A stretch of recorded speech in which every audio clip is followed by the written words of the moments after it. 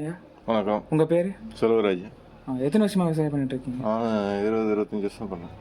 என்னங்க ஐயா போட்டிருக்கீங்க? மக்காச்சோளம் இருக்கேன். சோளம் மட்டும் தானே? சோளம் இதை பூசணி போட்டது, பூசணி எடுத்துட்டேன்.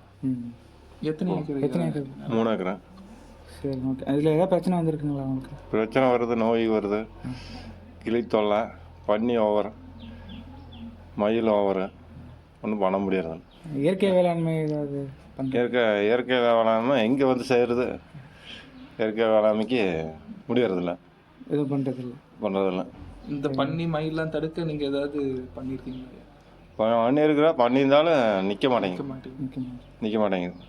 கரண்ட்டு ஏதாவது போடலாம்? கரண்ட் போட்டு தான் இருக்குது. ஆனால் அதுக்குமே அவ்வளோ வருது. வருங்காலத்தில் ஏதாவது இயற்கை வேளாண்மை பண்ணலான்னு ஐடியா இருக்கா? வருங்காலத்தில் பார்ப்போம் எப்படிங்கிறத. தண்ணி இருக்கிறத பொறுத்து தான். இங்கேயும் உப்பு தண்ணி இல்லை, தண்ணி நல்லா இருக்கு. இங்கே தண்ணி நல்லா இருக்கு.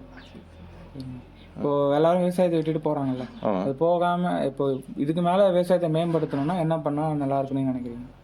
இதுக்கு மேலே பொதுவாக விவசாயம் பண்ணணும்னா ஆள் கூலி இதுதான் பிரச்சனை.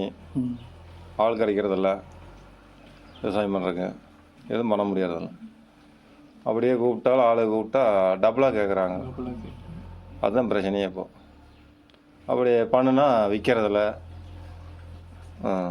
மார்க்கெட் விற்றா தானே உங்களுக்கு பண்ண முடியும்.